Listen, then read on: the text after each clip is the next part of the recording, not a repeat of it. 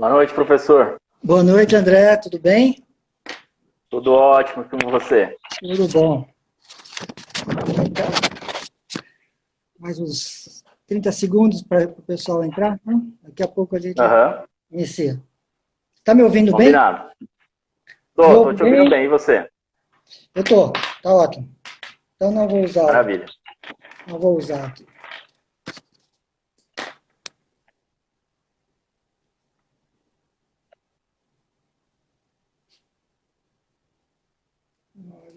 Link.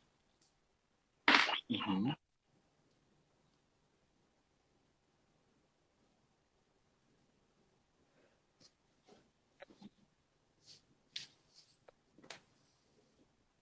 Juliana entrou.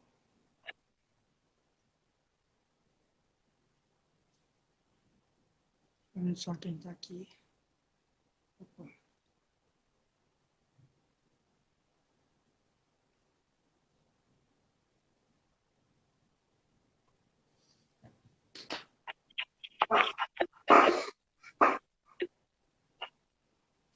Professora Juliana. Vival.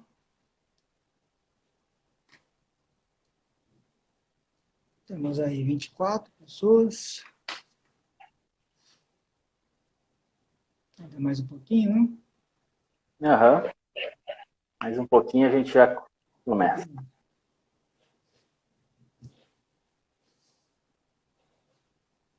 Juliana, boa noite. Boa noite, Rosa Juliana. e Rosângela.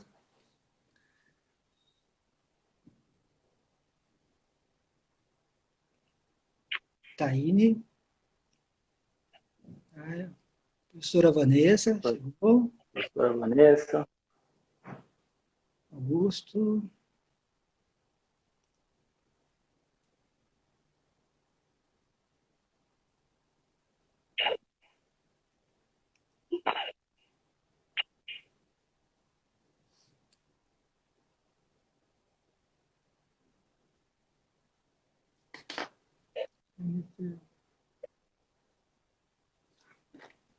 Boa noite, Dorival. Boa noite, Dorival.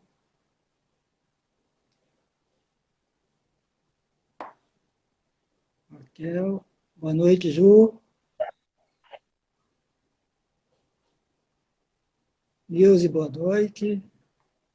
Juliana, boa noite. Mariana, boa noite.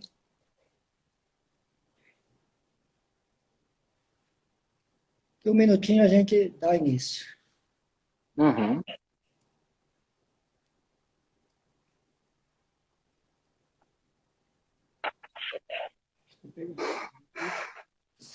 Boa noite, Milinha. Amanda, boa noite. Boa noite, Bruna. Joana, boa noite.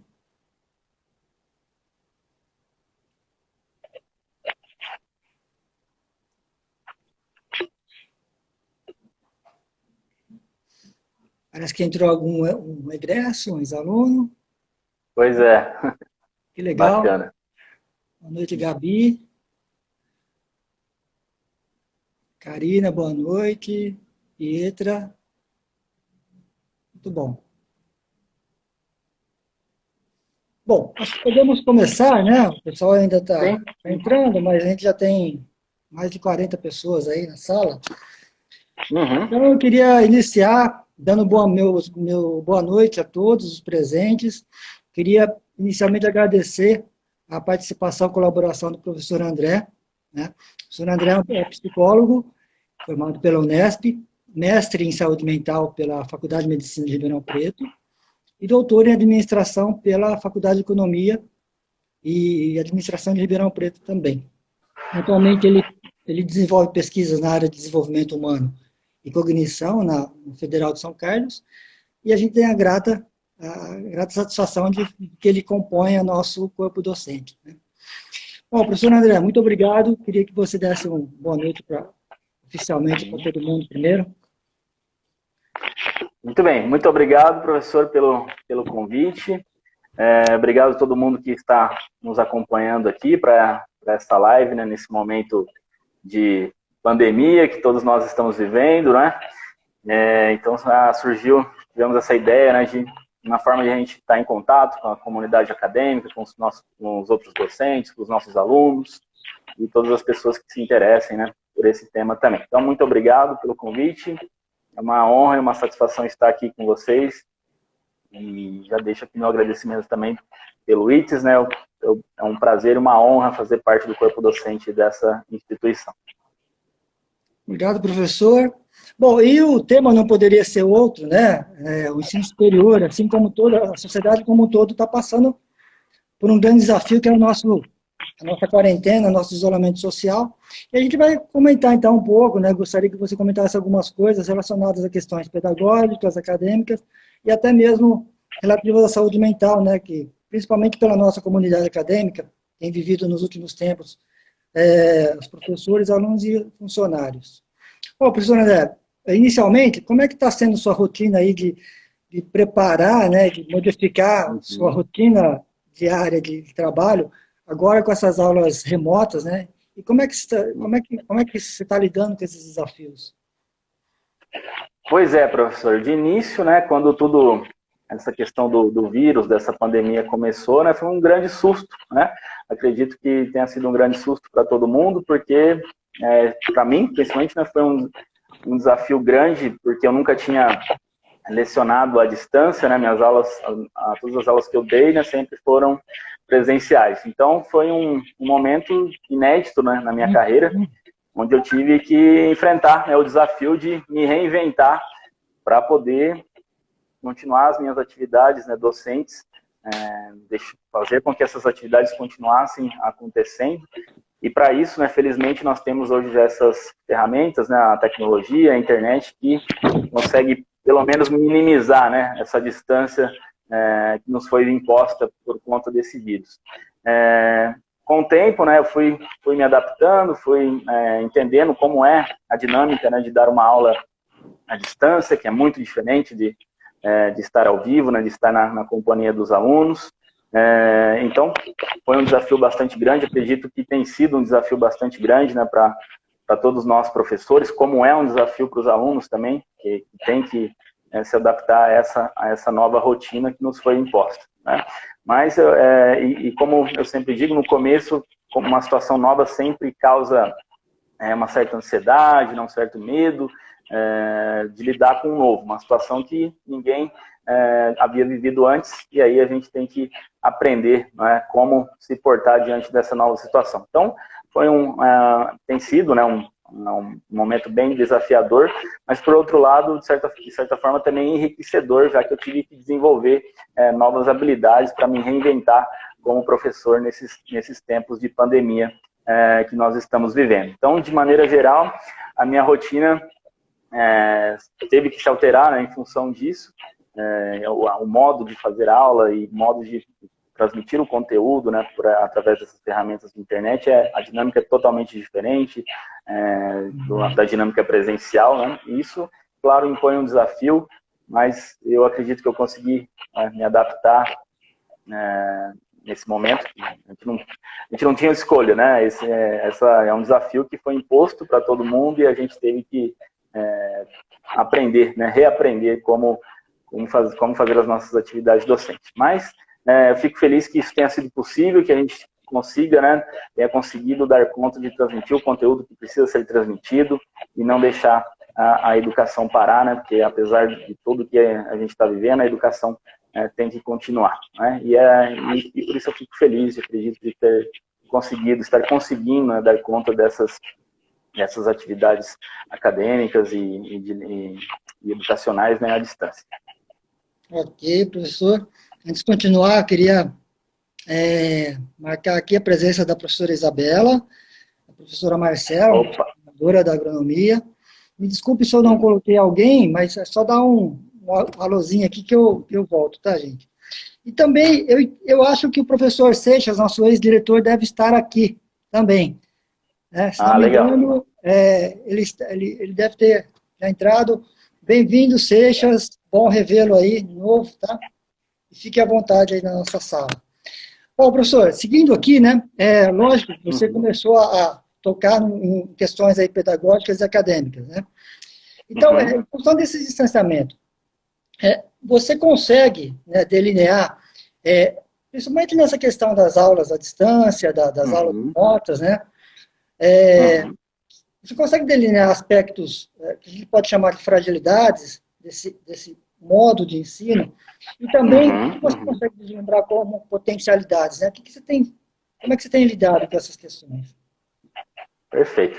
A principal fragilidade, né, que eu apontaria nessa questão do ensino à distância é justamente a falta desse contato direto com os alunos, né? Porque quando a gente está na sala de aula, você tem o feedback imediato dos alunos, então a interação é muito mais dinâmica e enriquecedora, né? Tanto para os alunos quanto para os professores também. Uma coisa que eu sempre costumo falar, né, nas minhas lives ou nas minhas interações é que dar aula é mais do que apenas transmitir um conhecimento. Você acaba crescendo junto, né, com os alunos, que também nos desafiam no bom sentido, de fazendo perguntas que muitas vezes a gente nem sabe responder, né, naquele momento, mas aí você tem que pesquisar e trazer essa resposta para o aluno. Então, por conta desse distanciamento, a gente perde, né, essa relação enriquecedora que surge na interação direta e presencial com os alunos. Então, o que mais me faz falta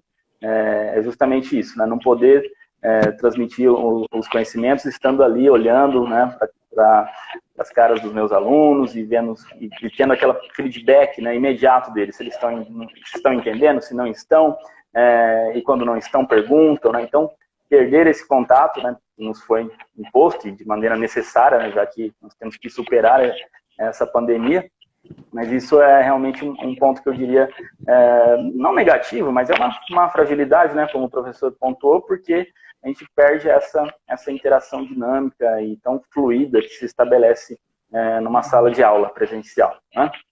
Por outro lado, como eu falei anteriormente, quando em situações novas, a gente é forçado, né, a se reinventar, a se adaptar, e aí a gente começa a buscar maneiras de contornar a situação. Essa capacidade humana incrível que nós temos de conseguir encontrar soluções, encontrar caminhos alternativos e desenvolver novas habilidades para poder dar conta da situação, do desafio novo que se apresenta. Então, eu encaro isso, o aspecto positivo, né, dessa situação, que nos deu a chance, ainda que forçada, né, de desenvolvermos novas habilidades, de nos adaptarmos, e a gente tem conseguido manter o nosso semestre, o conteúdo que precisa ser passado, está sendo passado, né, e os alunos também interagem na medida do possível, né, fazendo as perguntas, e a gente mantém essa troca, ainda que à distância. Então, eu diria que esse é o aspecto positivo, que é essa capacidade que nós, professores, os alunos também tiveram de desenvolver para poder se adaptar a essa situação inédita que se abateu sobre todos nós. Ok. Bom, professor, de aspecto positivo, eu queria chamar a atenção aqui na saudação do Rick, né? Ele colocou aqui, boa noite, família. Gostei muito, parabéns, Rick. E está dado aí o boa noite especial para todo mundo aí do Rick, tá? Que maravilha. A professora Valquíria está presente, né? Acabou de entrar agora há pouquinho também. Boa noite, Valquíria. Legal. Boa noite, professora. Ok. Bom, vamos falar um pouquinho agora sobre a questão da saúde mental, né? Sim. É um grande desafio a gente se manter são, né? Com a mente equilibrada. E os desafios são muito grandes mesmo. Agora, você consegue nos propor aí, né? Ou sugerir ações que a gente possa tomar aí para tentar manter esse equilíbrio, né? Com tantos desafios aí acadêmicos, pedagógicos, nesses tempos de pandemia? Legal. A questão da saúde mental, ela é importante em todos os aspectos da nossa vida, né, em todas as situações. E ainda mais importante agora, nesse momento de isolamento social que nós estamos vivendo, que é uma situação que pode favorecer o surgimento de muito sofrimento psicológico, né, de muita angústia mental, justamente porque nós estamos vivendo de uma maneira que não é habitual, né, para os seres humanos. Nós, seres humanos, somos uma espécie social, né? Nós necessitamos desse intenso contato, dessa intensa interação com outros seres humanos. Então, quando isso nos é tirado, o nosso organismo, né, o nosso psiquismo vai buscar reagir a isso. E muitas vezes essas reações podem ser o que a gente chama de reações disfuncionais, né? Na tentativa do organismo se adaptar à situação, nós podemos acabar entrando num estado de angústia e de sofrimento que pode se tornar um problema mais sério se não for adequadamente tratado. Então, quando a gente fala de saúde mental, eu costumo, sempre que eu falo, né, sobre esse tema, eu costumo fazer um pequeno apanhado, né, sobre a questão das emoções. Porque todos nós, como seres humanos, nós precisamos de emoções para poder sobreviver, para poder interagir com as pessoas. Então, a gente precisa entender primeiro um pouquinho o que são as emoções, para depois entender o que acontece quando essas emoções saem do equilíbrio funcional, como a gente chama, né? Então, nós temos instalados no nosso cérebro, né, o que a gente chama de emoções básicas, que é a alegria, a tristeza, o medo, a raiva, o nojo e a surpresa. São emoções, elas têm esse nome de emoções básicas, porque elas estão presentes nos seres humanos de todas as culturas. Então, elas são universalmente presentes em nós, humanos, em todos os seres humanos têm essas emoções e elas são essenciais para a nossa sobrevivência e para a nossa interação social. Então, o que faz as emoções? Elas comunicam, é um modo que o nosso cérebro tem de comunicar para nós o que está acontecendo no nosso interno, no nosso mundo interno e também o que está acontecendo ao nosso redor.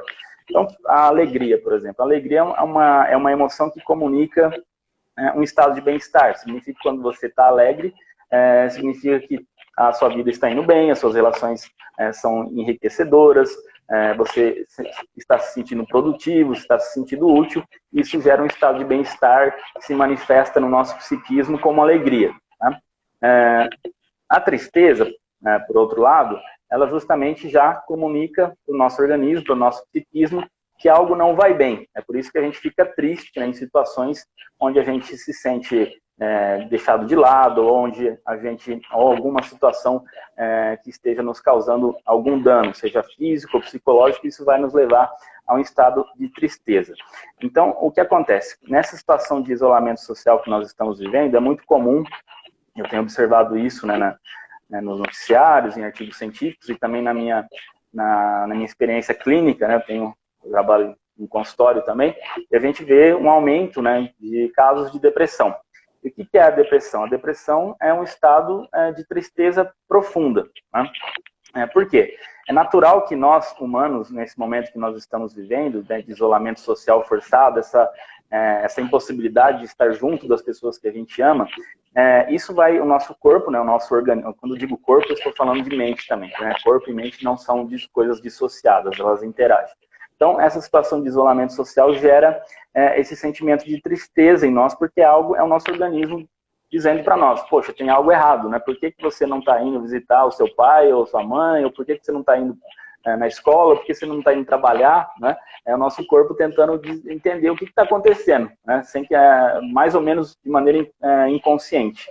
E o que é normal, né? Sem ter um sentimento negativo como a tristeza, a princípio não tem problema nenhum. Na verdade, é só o nosso organismo, nosso psiquismo dizendo que algo não vai bem e que precisa ser feito para ser mudado. O problema, o que acontece com frequência, é que muitas vezes esse estado emocional de tristeza, que é natural, ele se torna um problema quando a severidade desse estado emocional se agrava e a persistência dele no tempo também. Então, se sentir triste de maneira moderada nessa situação que a gente está vivendo é absolutamente normal.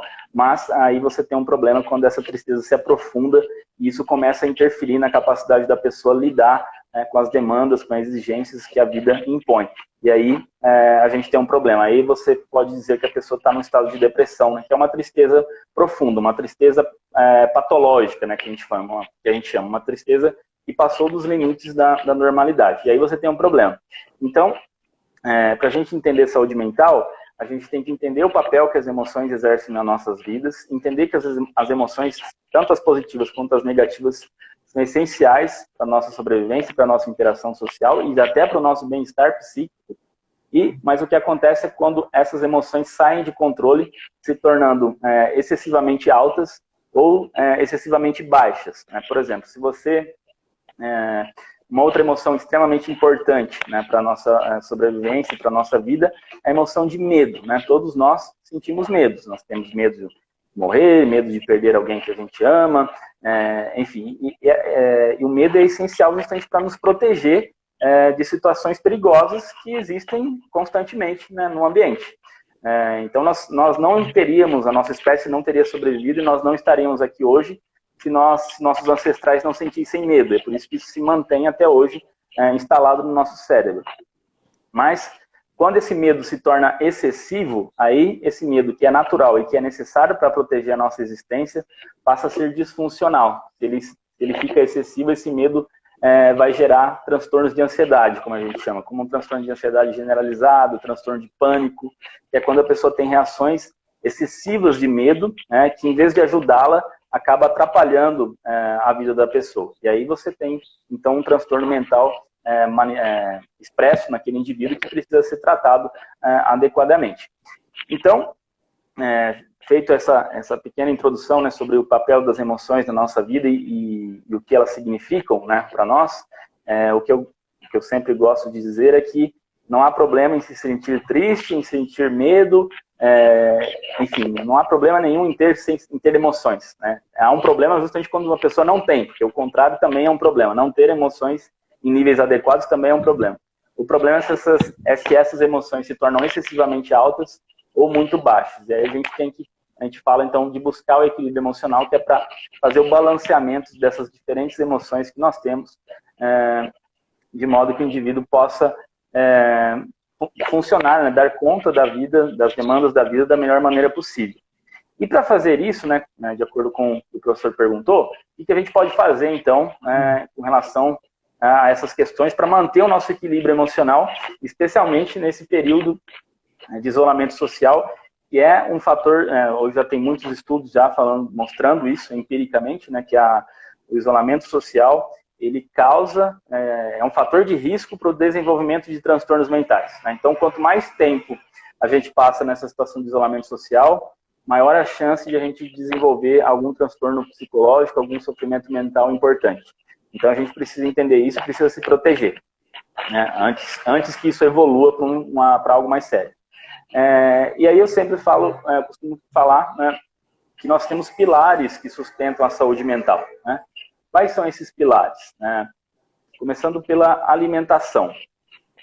Para o nosso organismo funcionar, lembrando que o entendimento que nós temos hoje, tanto de evidências da psicologia quanto da neurociência, não existe mais essa separação mente e corpo. Né?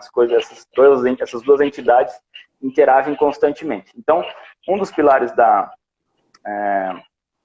saúde mental é justamente a alimentação. Uma alimentação inadequada, né, que esteja faltando nutrientes, ou seja, apresentando um excesso de nutrientes, pode acarretar uma série de vulnerabilidades que podem deixar a pessoa, aumentar o risco para desenvolver um transtorno mental. Então, o que eu falo quando eu falo de alimentação ser um pilar da saúde mental? Eu não tenho uma receita para dar, né? O que as pessoas têm que comer ou não têm que comer. O que eu posso fazer, o que eu posso orientar é que a pessoa tem que estar atenta a tudo aquilo que ela come, tudo aquilo que ela ingere, tanto alimentos quanto bebidas, e estar atento o tipo de efeito que essas substâncias, né, que esses alimentos estão tendo sobre a saúde mental da pessoa. Porque, por exemplo, é natural na nossa cultura, no mundo inteiro, tomar café, né? Por exemplo, todo mundo toma café, seu cafezinho lá pela manhã, ou tem gente que toma o dia inteiro, né? Só que a gente tem que entender os efeitos que essas substâncias têm no nosso corpo. Por exemplo, a cafeína, né, por ser um estimulante, ela, se tomada em excesso, ela pode colocar o cérebro num estado de atividade muito aumentada, e isso desencadeia um processo de ansiedade, se a pessoa já estiver numa vulnerabilidade para isso. Então, se você está percebendo que está ficando mais ansioso, é bom começar a prestar bastante atenção naquilo que você está comendo, naquilo que você está bebendo e fazer alterações que sejam necessárias para melhorar isso. Então, reduzir bebidas estimulantes, por exemplo, como café, o que significa que, quando eu digo isso, eu não estou dizendo que todo mundo que toma café vai ter uma ansiedade, não é isso, mas ela pode, em algumas pessoas já vulneráveis, acentuar uma ansiedade. Então, não é que você não pode tomar o seu café, você pode, mas você está sentindo que isso está te deixando num estado de mais agitação, você reduz um pouco. Isso vale para as outras substâncias também, como bebidas alcoólicas, né? Todo mundo não, mas boa parte das pessoas gostam de tomar a sua cervejinha, ou sua taça de vinho, e a princípio isso não tem nenhum problema, né? O problema começa quando a ingestão de álcool, por exemplo, torna-se exagerada, e aí o álcool tem uma série de influências, em excesso, né, pode ter uma série de efeitos negativos sobre a atividade cerebral e, consequentemente, sobre a saúde mental. Então, a recomendação é ter muita atenção com aquilo que se come, com aquilo que se bebe e fazer tudo com bastante moderação. Esse é um dos pilares centrais, né, da saúde mental. O outro pilar é o sono, né? Um sono de qualidade é essencial para uma boa saúde mental.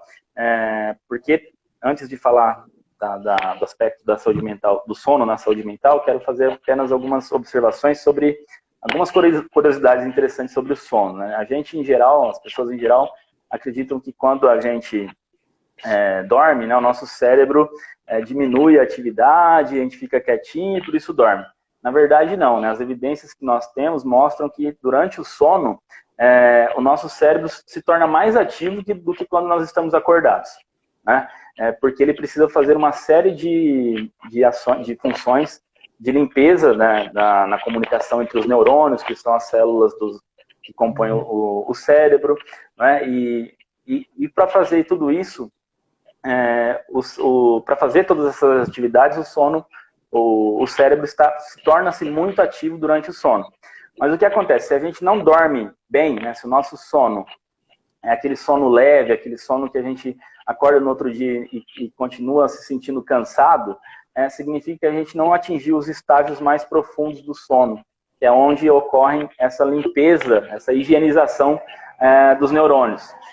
Então, o que acontece? Se a gente não consegue atingir esses níveis mais profundos do sono, o cérebro vai acumulando uma série de toxinas que vão dificultando a atividade, a comunicação entre os neurônios. E aí, como resultado disso, a pessoa vai se sentir irritada, vai se sentir cansada, vai ter toda uma série de alterações de humor, inclusive depressão, tristeza, angústia, tudo isso causado, né, toda uma série de sintomas de problemas de saúde mental podem ser causados justamente por problemas, né, no sono, na qualidade do sono. Então, um sono de qualidade, um sono que seja reparador, é essencial para uma boa saúde mental. Então, e como ter um bom sono? Né? Um sono de qualidade, ele é totalmente atrelado ao terceiro pilar da saúde mental, que eu vou falar agora, que é a atividade física, né? Para você ter uma boa qualidade de sono, você precisa gastar energia, seu metabolismo precisa ter um certo nível de aceleramento para que quando chegue à noite você exerça, né, essa queima de energias que foi feita pelo exercício, ela vai exercer uma pressão sobre o sono. É por isso que quando a gente faz atividade física, quem fez ou quem faz sabe disso, quando a gente faz atividade física, o nosso sono melhora. Então uma coisa vai puxando a outra, tá vendo? Quando um desses pilares tem um problema, a saúde mental como um todo vai ficando comprometida. Então, para ter uma boa saúde mental, você tem que ter uma alimentação adequada, um sono de qualidade e atividade física. Eu costumo dizer para os meus pacientes, né, que a atividade física é um remédio, porque mesmo, ela mais do que gerar um bem-estar, mais do que uma estética, né, o exercício físico, ele tem, quando a gente faz exercício físico, uma série de substâncias que a gente chama de neuroprotetoras, né, que protegem o cérebro. Essas substâncias são liberadas, né, como as endorfinas, que são analgésicos naturais que o nosso corpo produz. É por isso que depois do exercício a gente sente aquela sensação de relaxamento, uma sensação de relaxamento acompanhada de uma alegria, até de uma satisfação. Então, tudo isso é benéfico para a saúde mental. E ao fazer exercício físico, você está automaticamente melhorando a sua qualidade do sono e, consequentemente, melhorando a sua saúde mental. Uma coisa vai alimentando a outra. Então, esses são os 3 pilares básicos da saúde mental: alimentação de qualidade, sono de qualidade e atividade física. E quando eu falo de sono de qualidade, só voltando um pouco nisso, não significa, às vezes os pacientes perguntam para mim, mas quer dizer que eu tenho que dormir às 9 da noite e acordar às 6 da manhã para ter um sono de qualidade? Não. É aí que tá. Cada pessoa, o sono varia muito de pessoa para pessoa, os horários de sono. Isso é normal. Eu, por exemplo, eu vou dormir às 4 ou 5 da manhã, e acordo às 10, 11 da manhã, às vezes ao meio-dia. Porque eu não consigo dormir cedo, é uma questão do meu corpo, e sempre sou assim desde bebê. E tudo bem, eu consigo encaixar as minhas atividades profissionais e dentro desses horários. O importante é que a pessoa, quando eu falo de ter uma boa qualidade de sono, o importante é que a pessoa tenha horários regulares para dormir. Não importa se você vai dormir às 9 da noite ou às 4 da manhã.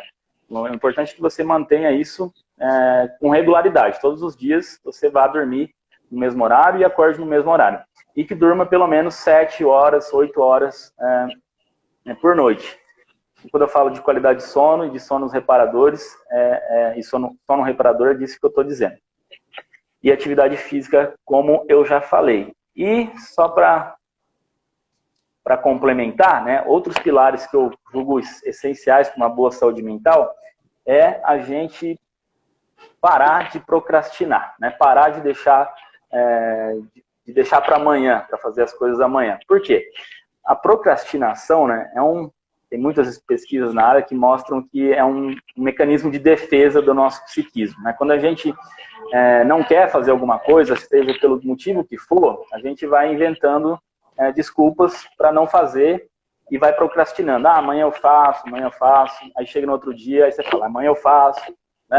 Só que o que mostram os estudos? Essa procrastinação gera um aumento na ansiedade, porque a gente procrastina justamente em tarefas, A nossa procrastinação ela é direcionada justamente para tarefas que elevam a nossa ansiedade.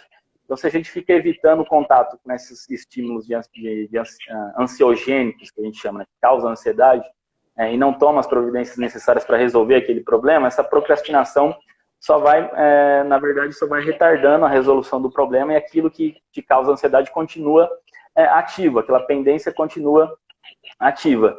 E essa procrastinação, muitos estudos mostram que é uma das bases, um dos fatores importantes para o desenvolvimento de transtornos mentais, principalmente a ansiedade e a depressão. Então, se você tem que resolver um problema, por mais aborrecedor que seja aquele problema, faça o quanto antes, você vai perceber que quando você faz e resolve aquilo, vem aquela sensação de satisfação, de dever cumprido, e isso é um fator de proteção à saúde mental. Então, não procrastinar é outra coluna aí que mantém uma boa saúde mental em dia. E outra coisa que eu gostaria de destacar, antes de passar para a próxima pergunta, é que a gente tem que treinar o foco. Quando a vida moderna, a gente está sempre fazendo 1000 coisas ao mesmo tempo, e o que acontece? Isso é um problema comum que a gente vê na clínica, vê bastante. As pessoas, em geral, elas acreditam que conseguem fazer muitas coisas ao mesmo tempo. Só que, na verdade, tem estudos mostrando que isso não é verdade. Na verdade, o nosso sistema cognitivo ele não consegue dar conta de várias coisas ao mesmo tempo. Então, quando a gente tenta fazer várias coisas ao mesmo tempo, a gente até pode fazer, só que isso vai nos custar saúde mental, porque vai drenar a energia das nossas capacidades cognitivas, e isso nos coloca em risco de desenvolver uma depressão e uma ansiedade também. Então, para manter uma boa saúde mental, tenha foco, faça uma coisa de cada vez, e saiba que o nosso corpo, a nossa mente, eles têm limites, e a gente tem que aprender a respeitar esses limites. Quando a gente excede esses limites do nosso sistema corporal e mental, a gente está se colocando em risco de desenvolver algum transtorno mental. Então, muito cuidado com os multitarefeiros aí, que fazem dezenas de coisas ao mesmo tempo. E por fim, se a pessoa, mesmo fazendo tudo isso, continua, né, uma tristeza que não vai embora, uma ansiedade que está atrapalhando, aí essa pessoa precisa procurar ajuda profissional, né, procurar uma psicoterapia, né, um psicólogo, uma psicóloga, e se necessário também associar com uma medicação, e aí quem faz isso é um médico psiquiatra, que é o especialista, né, no tratamento, no diagnóstico e tratamento medicamentoso dos transtornos mentais. Então, eu sempre falo, né, quando eu falo de saúde mental, eu sempre falo que a gente tem que vencer esse estigma que talvez exista ainda, de cuidados com a saúde mental, né? Então, a gente vê muita resistência nas pessoas. Eu não vou procurar psicólogo, não vou procurar psiquiatra, porque eu não sou louco, né? E, na verdade, você ter um sofrimento mental, uma angústia mental, não torna ninguém louco, né? Na verdade, é só um problema que precisa ser tratado, e nós temos profissionais especializados para cuidar desses aspectos de saúde mental, que é o psicólogo e que é o psiquiatra. Então, você vê que fazendo tudo, mantendo esses pilares que eu falei em dia, e mesmo assim, você está enfrentando questões importantes de saúde mental, aí é hora de procurar auxílio especializado. Então, eu diria que de maneira bem resumida, né, é isso que é o caminho que a gente tem que trilhar para nutrir uma boa saúde mental. Professor, excelente essa parte da sua explanação, né, porque o efeito foi imediato. Em relação ao café, nós já temos várias pessoas aqui que vão diminuir o café. Me lembraram que eu tomo muito café, então acho que você devo... Sono, todo mundo adorou essa parte do sono, né? E atividade física, vários prometeram começar, professor. Então, acho que valeu já essa parte da sua explanação, né? Só queria aqui registrar a presença da professora Abel, da agronomia. Legal. Abel, professora Eliette, coordenadora da pedagogia, também está aí, né? Pessoal, acho que nós vamos ter um tempinho, né? Depois dessa... Aqui vai ser a última pergunta, e depois, na sequência, a gente vai abrir para as perguntas aí, tá bom? Então, aguenta um pouquinho. Só fechando aqui, professor, surgiu até uma proposta de a gente formar um grupo de boas ações emocionais para manter esses pilares sempre firmes aí. Vamos ver se a gente consegue. Que legal. Vamos em frente. Vamos em frente. Bom, professor, você começou a falar, né, em relação à questão de angústia, da ansiedade que esse momento, né, tem trazido aí. Eu queria focar isso na questão dos professores e alunos, né? A gente tem, dentro do possível, tentado manter o máximo de contato, principalmente com os professores, coordenadores, os nossos alunos, né? No sentido de entender, né, como que eles estão passando por essa etapa, por esse cenário, né? E principalmente nós temos questões muito ligadas aí à rotina de trabalho e de estudos, tá? Bom, então, o que você pode, né, quais são suas percepções, e perspectivas aí, né, para a gente conseguir tentar lidar aí da melhor maneira possível com esse cenário, né, e construir aí um caminho futuro para a gente conseguir ultrapassar essa fase. Legal. Eu costumo sempre... Eu tento fazer comigo esse tipo de exercício que eu vou falar agora e, para mim, felizmente tem dado resultado. Espero que isso possa servir também para as outras pessoas, né? Principalmente da nossa comunidade acadêmica, né? Os nossos professores, os nossos alunos. Que de fato, primeiro é reconhecer que realmente essa situação que a gente está vivendo, ela é dramática, né? A gente tem que reconhecer as coisas como elas são. E está sendo difícil para todo mundo, para o mundo inteiro. Como eu falei no início, né, uma situação desafiadora, inédita, e faz com que nos obriga, né, a nos adaptar, nos reconstruir, nos reinventar no meio disso tudo. Então, o que eu costumo fazer, né, para tentar encarar isso de uma maneira mais natural e tentar sofrer menos com isso, né? Porque, claro que a angústia e esse isolamento causa... nós teríamos um problema se a gente não sentisse, né, que temos um problema. Então, tem um problema e ok, e temos que reconhecê-lo e lidar com isso. Então, o que eu costumo dizer? Que a gente tem que tentar colocar as coisas em perspectiva histórica. Quando eu falo isso, o que eu quero dizer? Ao longo da história humana, milhares, que vem de milhares e milhares de anos, os nossos ancestrais já enfrentaram situações como nós estamos vivendo várias vezes, né? O que eu quero dizer com isso? Essa questão de pandemias, né, de vírus, bactérias que, infelizmente, né, causam a morte de milhares de pessoas e desorganizam a nossa estrutura social, econômica, né, e de trabalho, etc. Isso tudo já aconteceu várias vezes no passado, né, com efeitos até muito mais graves do que hoje. Por quê? No passado a gente não tinha o conhecimento, né, e nem a capacidade de enfrentar essas pandemias como nós temos hoje, né? Por exemplo, na Europa da Idade Média, a peste negra matou um terço da população europeia na época, e as pessoas estavam morrendo, né, aos milhares, ninguém sabia o que estava acontecendo, e não tinha o que fazer, né? Não tem remédio, a gente nem sabia o que era uma bactéria, né? Então, como é que você teria como combater isso, né? E com o avanço, né, científico, tecnológico, a gente pelo menos sabe, né, o que está causando essa doença, e tem vários esforços, né, já em andamento para desenvolvimento de vacinas, de remédios, né? Então, ao falar dessa maneira, né, de perspectiva histórica, o que eu quero dizer é que a gente tem que tentar, né, nos confortar à medida que a gente percebe que nós vamos superar isso, né? Isso é uma crise que nos pegou de surpresa, né, a todos nós, mas ela não vai ficar para sempre aí, nós vamos superar, né? Então, ter essa percepção, essa resiliência, né, essa capacidade humana que nós temos de enfrentar os desafios e superá-los, porque é isso que a gente tem feito desde que a gente surgiu no planeta, né? Nós somos sobreviventes. A gente encara as coisas e supera, né? E é isso que a gente tem que fazer com essa situação agora. Lidar com o fato de que é uma situação realmente grave, né? Muito triste, né? Principalmente para as famílias que perderam seus entes queridos. E claro que isso deixa a gente angustiado, altera a nossa rotina, altera o nosso modo de viver, né? Mas nós temos então que lembrar dessa capacidade que nós temos, que todos nós humanos temos, de enfrentar as crises e superá-las. Eu acho que é a principal mensagem que eu daria, e lembrar sempre do caráter passageiro dessa crise. Essa é só mais uma das crises que os humanos estão vivendo. Nós vamos superá-la. No futuro outras crises virão e nós vamos ter que superá-las também. Então, é essa mensagem que eu gostaria de passar. Ok, professor. Nós queria registrar a presença da professora Ivana. Me desculpe, Ivana, você já entrou faz tempo e eu não tinha percebido aqui.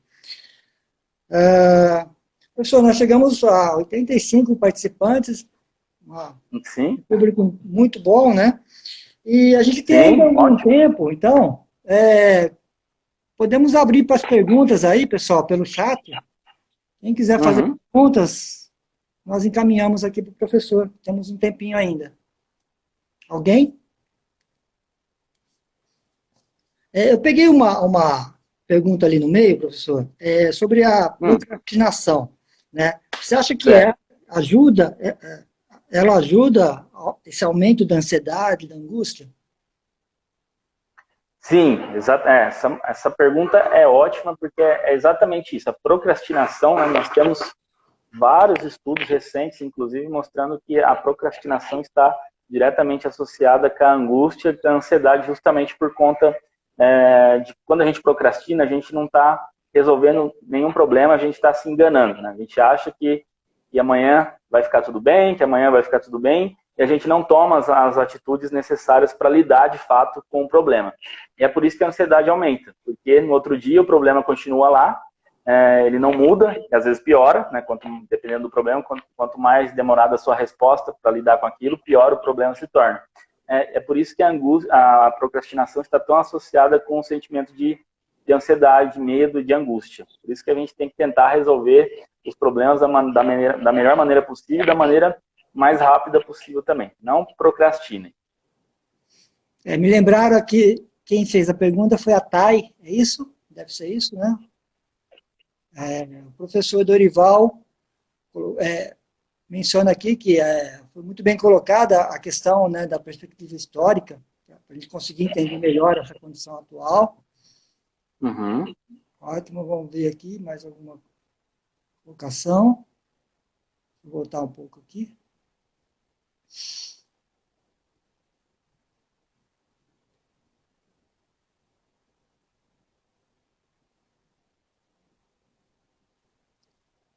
A Mariana comenta aqui, eu acho que é importante você... Opa, vamos aproveitar aqui. Voltei. Ela comenta, a Mariana, nossa funcionária, né? Ela comenta, professor, Uhum. do certo preconceito ainda de se procurar um psicólogo, um psiquiatra, né? Acho que você podia Uhum. aproveitar essa colocação e comentar um pouquinho sobre isso. Também. Ah, sim, legal. Realmente essa resistência, né, de procurar um psicólogo, um psiquiatra, né, profissionais de saúde, né, em geral, ela existe muito na nossa sociedade justamente porque ainda os problemas mentais, né, os transtornos mentais, eles são vistos ainda como de maneira muito estigmatizada, né? Então a gente tem que mudar essa percepção no sentido de enxergar os transtornos mentais como problemas de saúde como qualquer outro, né? Quando a gente quebra uma perna, por exemplo, o que a gente faz? A gente vai no médico, né, no ortopedista, tirar um raio-x, colocar o gesso, tomar um analgésico, né, para passar a dor. Por que seria diferente com as questões emocionais, né, e de saúde mental? É a mesma coisa, quando a gente está num sofrimento intenso, do qual a gente não consegue escapar sozinho, a gente tem que procurar ajuda de um profissional de saúde. Um psicólogo, por exemplo, através da terapia, a psicoterapia tem por objetivo buscar reestruturar o sistema de pensamento, né, as crenças, as percepções que a pessoa tem. E quando esse sistema de pensamento, de crenças se modificam, por consequência, a pessoa melhora, né? Porque muito das nossas angústias, dos nossos sofrimentos, são causados justamente pela maneira, muitas vezes, distorcida, né, que nós temos, né, as percepções distorcidas que nós temos sobre a nossa vida, sobre nós mesmos e sobre as outras pessoas. Então, quando a gente consegue reorganizar isso, a tendência é que esse sofrimento psíquico, né, esse sofrimento emocional seja minimizado. E a questão do psiquiatra é tão importante quanto, né? Muitas vezes a gente precisa associar a terapia, a psicoterapia, com alguma medicação que vá, as medicações psiquiátricas, né, elas atuam sobre a atividade do cérebro, porque quando a gente fala de saúde mental, o cérebro, né, o sistema nervoso, ele sempre está envolvido, e muitas vezes há uma redução, né, ou há um excesso de substâncias neurotransmissoras, a gente chama de neurotransmissores, né, no nosso cérebro, que podem estar causando aqueles sintomas de mudanças no humor, de um aumento na irritabilidade, dificuldades de sono.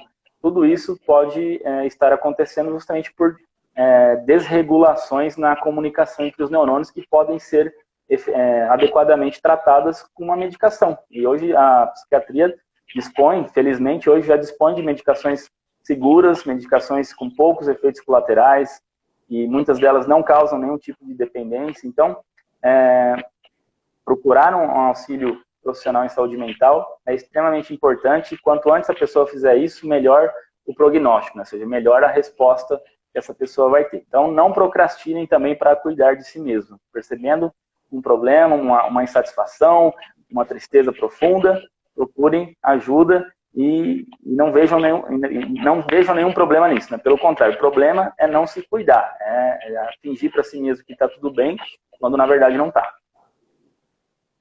Ok, professor. A professora Ivana aqui agradece as suas colocações, né? Ela disse que foram muito motivadoras, muito bem baseadas na história e na ciência. A Bianca comenta aqui sobre a força de vontade, né? Para que ela nos ajude aí a superar, contornar os obstáculos da vida. Temos uma pergunta aqui, Lipe Soares. A autoaceitação do seu problema psicológico seria o primeiro passo para o tratamento? Você pode dizer que sim, né? Porque quando a pessoa não aceita que tem um problema, não reconhece que tem um problema, ela não vai procurar ajuda, né? Se a pessoa diz para si mesma que ela não tem nenhum problema, porque ela deveria procurar auxílio profissional, né? Então, essa resistência a cuidar da saúde mental, muitas vezes advém justamente dessa percepção de que a pessoa tem de que ela não tem nada, né? Ou de que não aceita que tem, né? Então, tem que mudar essa percepção, encarar que possa estar, sim, vivendo um problema que precisa de apoio especializado, né? Então, à medida que a pessoa aceita isso, ela está dando o primeiro passo para procurar ajuda profissional, e quem os profissionais especializados nisso são os psicólogos, né, e os psicólogos e os psiquiatras. Então, a autoaceitação é essencial nesse processo, né, que leva a pessoa a tomar medidas, né, para buscar ajuda profissional. Muito bom. Poliana comenta aqui, né, sobre o procrastinar. A professora Bel coloca uma pergunta aqui. Do seu ponto de vista, professor, por que a resistência das pessoas para o isolamento social? Tudo interessante, né? Olha, pergunta muito interessante e pertinente para o que nós estamos vivendo, né? Pois é, porque é justamente isso tem a ver com o nosso psiquismo, né? Nós, humanos, nós somos seres sociais, né? Desde que nós surgimos no planeta, nós estamos interagindo uns com os outros para lidar com as adversidades da existência. Então, nós temos que interagir com as outras pessoas, nós dependemos uns dos outros, né? É impossível viver sozinho, nós precisamos trabalhar em grupo, nós precisamos das pessoas que nós amamos, dos nossos amigos, dos nossos colegas. Então, quando isso é tirado de nós, é muito difícil, né, para a nossa cabeça, para o nosso psiquismo entender que a gente tem que ficar isolado. Né? Por que eu tenho que ficar isolado se isso é tão forte, né, na nossa natureza humana, essa necessidade de estar em contato social com as outras pessoas? É por isso que, em geral, muitas pessoas têm essa dificuldade, né, de aceitar a necessidade do isolamento, e aí começam a inventar, né, desculpas ou justificativas para si mesma, justificativas muitas vezes distorcidas, né, e irreais, para justificar quebrar o isolamento social, né? Como se a pessoa estivesse buscando explicações para tudo bem sair, né, negar a gravidade do problema. Isso tem a ver, né, com as nossas necessidades profundas de interação social, né? Mas agora é o momento de a gente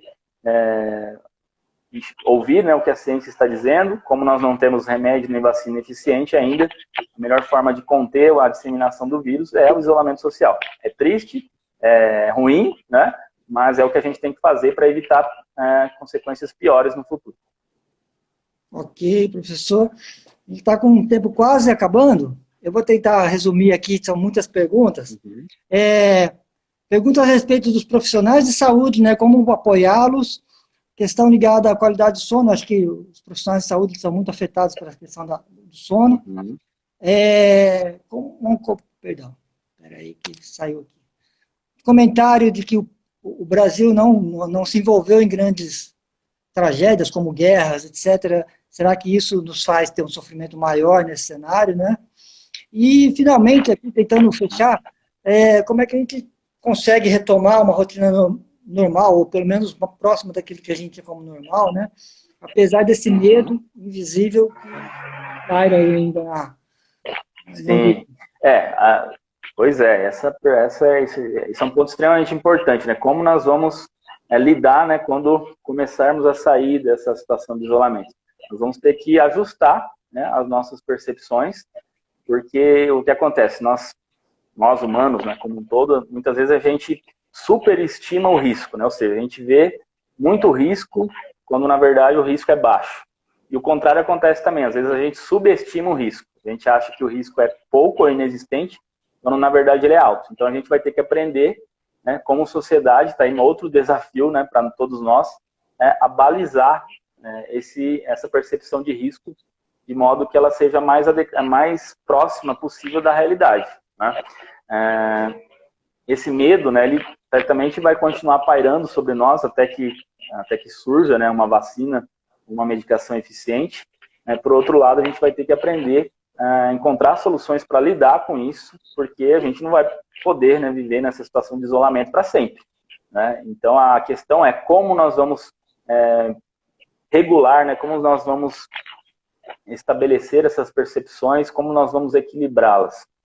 Esse é um desafio que a gente tem que construir juntos, né, com muito debate, e sempre baseado, né, naquilo que a ciência nos traz, né? Eu acho que é o grande guia para todos nós, principalmente num momento de crise como esse, é ouvir o que a ciência tem a dizer, né? Porque muitas vezes a ciência muitas vezes as nossas intuições são incorretas, são distorcidas, né, as nossas intuições individuais. Por isso a gente precisa se basear, né, em estudos controlados, né, para nos dizer exatamente o que é seguro, o que não é, e como a gente deve modificar o nosso comportamento em função disso. Ok, professor. A gente tem várias outras perguntas. Infelizmente, acho que nosso tempo, nós devemos ter aí uns 2 ou 3 minutinhos só.